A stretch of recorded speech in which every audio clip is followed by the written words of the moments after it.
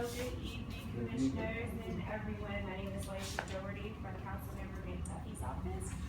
First want to start that I've moved into a new role in the office, so I'm not sure how it will affect my attendance at this meeting going forward, but just in case if it's my last meeting with you guys, thank you so much. Hopefully I will see you guys again. I'm not sure who the next staff will be or if it will be myself. So with that, just want to touch on some things that last week and this past weekend. Again, to echo what Hakeem said, National Night Out was a big hit. As you know, Councilmember McDuffie does chair the Committee on Judiciary, so we were really happy to work with MPD and Fayette in getting that planned and everything. Our office also did donate sodas and juice and water to that event out of our Constituent Services Fund, so of course we were very happy to support that event. Also, last week there was an emergency crime meeting, which I won't go into too much details about, so I'll let Commissioner Shropshire discuss it. But Councilmember McDuffie did attend that meeting. We saw tweets that the meeting wasn't properly noticed. Do know that that was a last minute meeting from our end, and sometimes things happen like that where we just have to move really fast. And so, to anyone that may want additional information about what happened at the meeting, please feel free to call our office or to contact Commissioner Shropshire. This past weekend was very busy in 5D. I know that there was Ivy City Day, which Councilmember McDuffie was there and staff. There was also Trinidad Day, which Councilmember was there. In addition, we did donate some money from our Constituent Services Fund to support the event. And also there was a grand opening for a hair extension studio, Galaxy 5000, right here on Florida, which I attended. And Councilmember did attend as well. So we were really happy to welcome the new business owner to Ward 5. I did tell him that he should get out and try to come to a meeting to introduce himself, talk a little bit about his business. I don't know if he's done that yet. But nevertheless, we were really happy to support that event. Upcoming, to echo what Hakeem said, Chuck Brown Day is on 8/20. We will be in attendance there. Also on 8/24, it's going to be Ward 5 Day at the Shakespeare Theater. This year is The Tempest. That's the play that they're showing. So if anyone's interested in receiving tickets, please give our office a call. They are free and they are tickets. How many do you want to? Right? 2, thank you. Yep. So they are first come, first serve.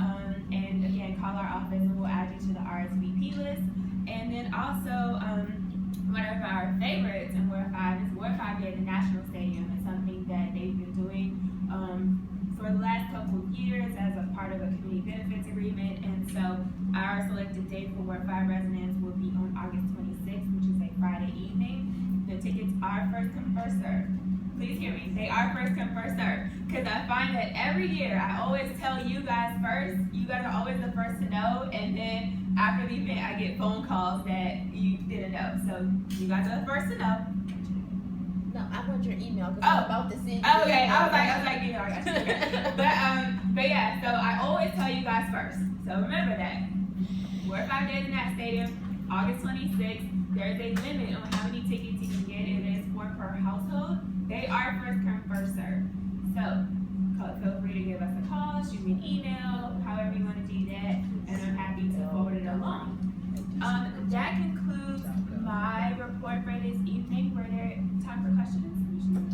Yeah, we have one. Okay, were there any questions from the commissioners or? Just to the one, on behalf of folks that came to the last meeting, when I looked through the feedback form, several people said thank you to the council member for being here. Oh, great. So just if you would relay that we appreciate him coming in person and we hope to see more. Absolutely, thank you for that. Were there any others? Okay, well, did you have, absolutely. Thank you guys so much. Oh, did you have a question for me? Okay, all right, thank you all so much. Thank you. Thank you, Ms. Doherty. And last and certainly not least, we have, we'll hand it over to the Fifth District team for the report. All right, I'm Sergeant Baker. I'm the Sergeant PSA 506, along with my partner here, Sergeant Parker. So any questions you guys have regarding Trinidad or Noma or anything like that, please feel free. We have heard your concerns about Sims Place and Mount Olivet and that area. We are focusing our efforts over there. Since the beginning of August, we've made at least 12, if not more, arrests in that area alone.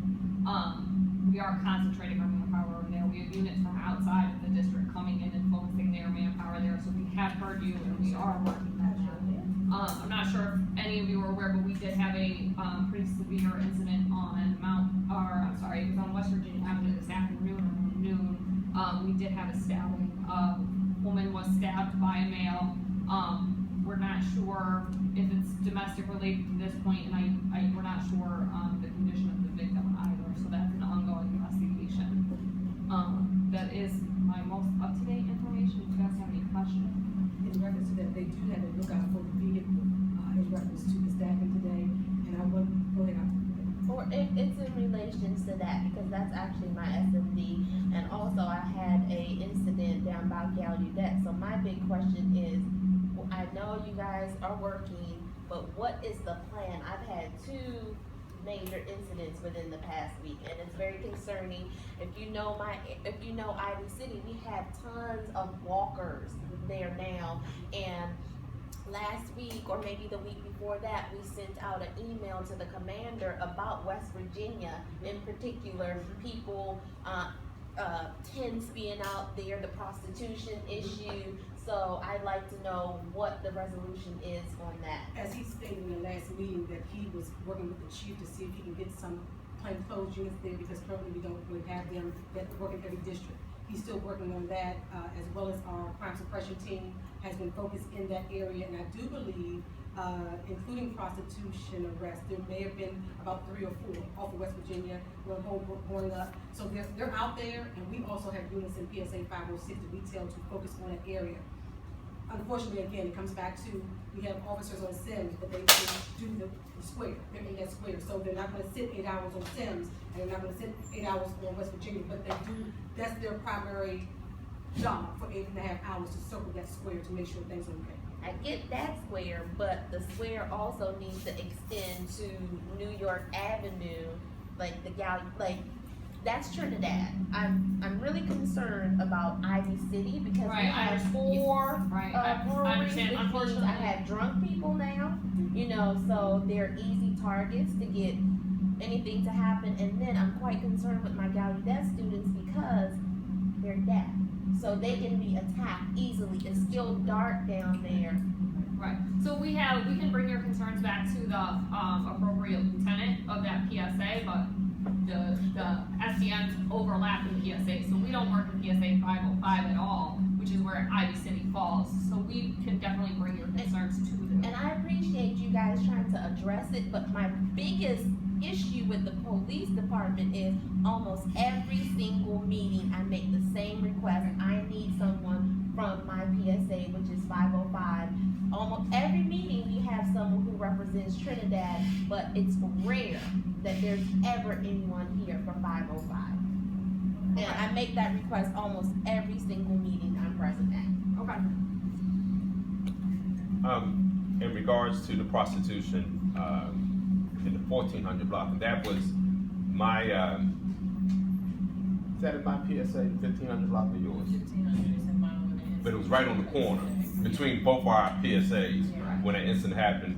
Mr. Rogers and I met with one neighbor about the prostitutes. Then I had a block meeting about the prostitution. They brought up a lot of concerns from, and I will see, we'll get together. Now, I'm really considering Commissioner Lewis and that end of the West Virginia Avenue, but for Commissioner Buggs and Shropshire, because my neighbors wanted to go, they want to take care of the whole block of West Virginia Avenue from Marlon Road to Florida Avenue with the prostitution issues.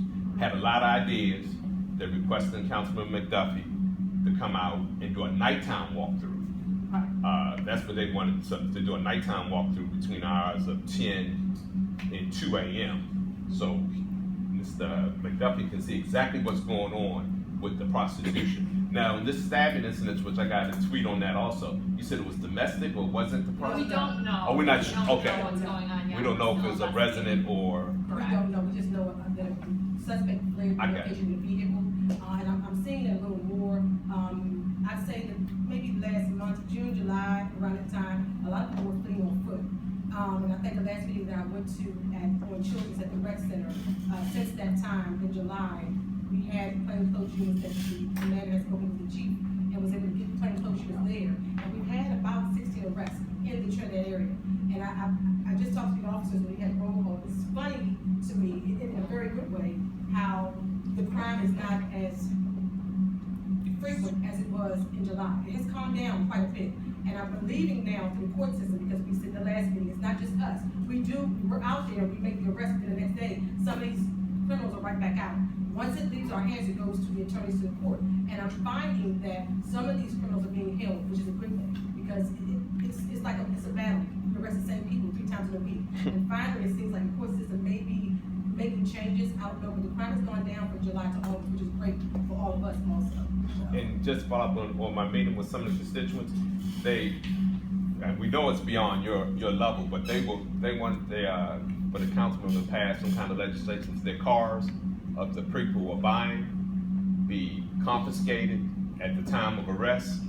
And well, you know, because they're out there, it's in front of their doors, and that's what they would like, because they say that people get arrested and their car sits there, and they come back and get in their car. So Okay. that was some of the things, and they were willing to put out more lighting, the solar lighting on their More likely, Right. one thing. because you know when they walk down the steps, their little Yeah. walk up. I know an email did go out about the lighting concerns, so Lieutenant Gray is addressing that. Yeah, I talked to him about it too, Okay. and the video cameras. They're willing to come out and put the video cameras out on their Yeah. cars. And I'll be honest, when it comes to a situation like that, we've had, looked through our stats, and I think from Montello down to Florida Avenue, that I just saw for August, there were maybe about 4 or 5 arrests for no permit, dead tags, things like that. As a courtesy, an officer has the option, under his or her discretion, to not have the car impounded, because that's more money. And so we try. What I can do is, if an officer does have an arrest like that, we can have the car possibly be located to another street, off a residential street, something like that. But unless we can take it for evidence, that's just a lot of extra money out of somebody's pocket. Well, that's what they want. They want it to be a cost to them to discourage them from coming to their neighborhood and using these prostitutes. So Don't wanna get it told. Yes, sir. Just to follow up on that, and then I have a question. Just for the benefit, I think the commissioners all know this, but for the benefit of the public, to your point about sort of handling after it leaves your custody, for lack of a better term, there was a request from someone on social media to follow up on a couple of Trinidad cases that were apparently dismissed. I think taking the benefit of the public didn't know that they were dismissed, but are pending referral to different attorney's office. So there's several of those unheard of. One of the cases with the shooting cases, there's still some follow-up that's happening there, just so the folks know that. My question for you is, there was a report overnight last night, somewhere between 5:06 and 5:07, of some gunshots around 1:30 in the morning last night.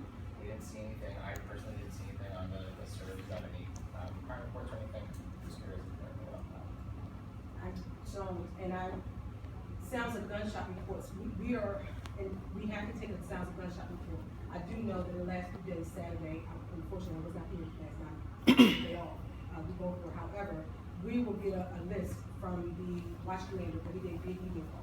I, in my personal time, getting my coffee, read it this morning, I did not see that. A lot of times, when we take those reports, people will call and say it's fireworks, and also today said it's fireworks. So I have not heard, about sounds of gunshots between 5:06 and 5:07 as of midnight last night, I have not heard. Okay, this was on Williamsburg around M Street area, so. I think that- I'll look into it, I have not heard. Yes, Last first, question. yes, thank you for your work. With regard, to the incidents last night, there were no sounds of gunshots reported. The only sounds of gunshots were reported in the 20th Street Northeast. Shots fired in pickup, there's not in the watch commander's report. And also, Sergeant Baker, thank you for your work, but as you know, we need someone from 507 here to give these reports. You've got a number and 505, certainly when I was here. we had that. That's something we We can pass those on to your respective Yeah, lieutenants. we also have a problem, we need vigorous patrolling. We've gotten a commitment from Commander Fitzgerald, to patrol our alleys. We certainly appreciate that. We've had, some illegal dumping and, people making attempts to break into our homes, and certainly that's a no-no. So we wanna continue, and we do have the vehicles posted along Maryland Avenue, which my constituents appreciate, and certainly the entire community. And also, any work that you do in Trinidad, and Mr. Wooten, to calm the foolishness on Sims Place, certainly not only benefits the residents who live there, but also benefits all of us, and we certainly appreciate that, so thank you. Thank you, Deputy. Is it possible that thing here, PD. We can, send an email or a resolution to the commander or whoever that we always have representatives from all of the PSAs. Like, if you listen to the minutes, I ask almost every time I'm here for the same thing, and I never have anyone for 505.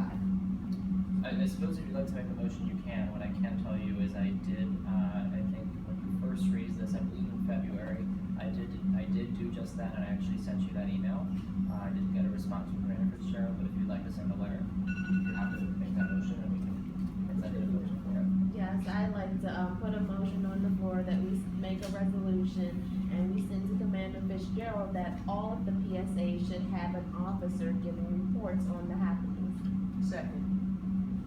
So moved and properly seconded that the commission send a letter to FED per the motion that you just made. Is there any discussion? Discussion I have is that gonna include all areas in 5D or just? I believe the motion was for all three PSAs. Just Any further discussion from commissioners? My only question for Commissioner Lewis, just given our previous conversation, is are you drafting that letter, or are you expecting? No, I'm not an officer of this commission, so I will not be drafting anything. I think that should be the secretary's duty. Or the chair can elect to do it also. Any further discussion? Well, what is it? Let's do commissioners first, and then we'll go to public. Further discussion from commissioners? Mr. Wood. For the fact that I don't hear a response, what is the decision? Is it gonna be the commissioner, or the chair, or the secretary? I would like to have an understanding who is going to initiate a letter that's going to get us the result that we're looking for. For what I'm saying now, it's gonna be left as open. I don't wanna leave it knowing that it's open. I like to know that someone, whichever, is going to generate a document to the commander. So I might suggest, It's a valid concern. Ms. Lewis, or Commissioner Lewis, that you revise your motion to make clear who you're asking to take that action. I think letter writing should be done by the secretary, so I'm putting the motion on the floor that the secretary writes and submit a letter on behalf of the commission that a representative from every PSA should be present at every monthly meeting. Just for formality, is there a second to that motion? Second. So moved and seconded, is there any further discussion on that